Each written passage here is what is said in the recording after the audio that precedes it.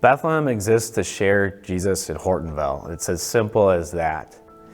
But how we do that is not so simple. We've got all kinds of choices. How do we best use the great but limited gifts that God has given us? Our time, our talents, our manpower, our finances. How do we use those to best serve the greatest number of people in our congregation and community? We're not just talking about children, we're talking about all ages, every age group. For about 140 years, Bethlehem has said, we want to have a school. Even in the face of some really severe challenges these past few years, you continue to say that. And for the past 10 years, you've also said, we want to have an early learning center. If we're committed to having a school and having an early learning center, your building planning committee is convinced that the best way forward for our ministry as a whole is to build a new building. Some might see building a new building as breaking from the past, but to us, this project is a continuation of what those who came before us built.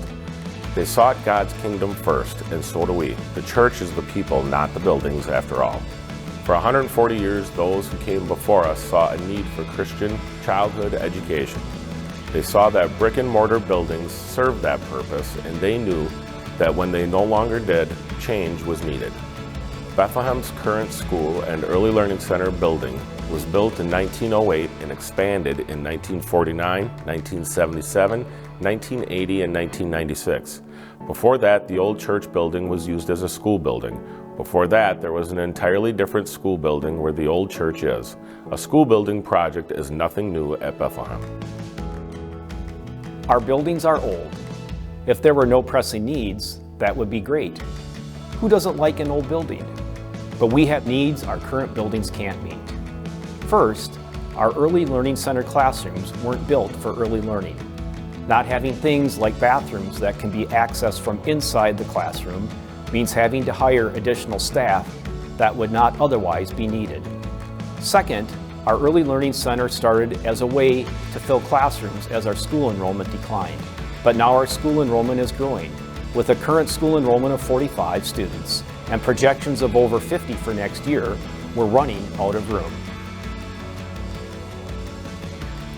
Our area is growing.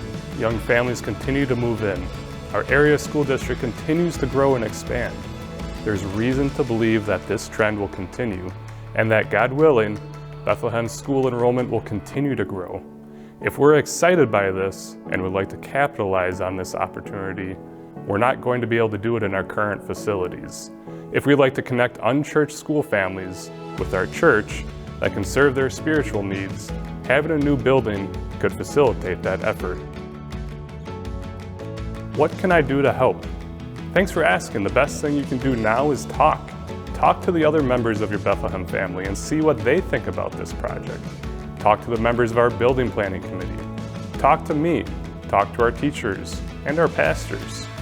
Ask questions too. If we're going to go forward with this, we want everybody to be on board and to make that decision with good information and the right intentions. Finally, the first thing you can really do is pray. Pray for God's will to be done. Pray that He would bless our plans and that if He has different plans in mind for us, that He would help us see that.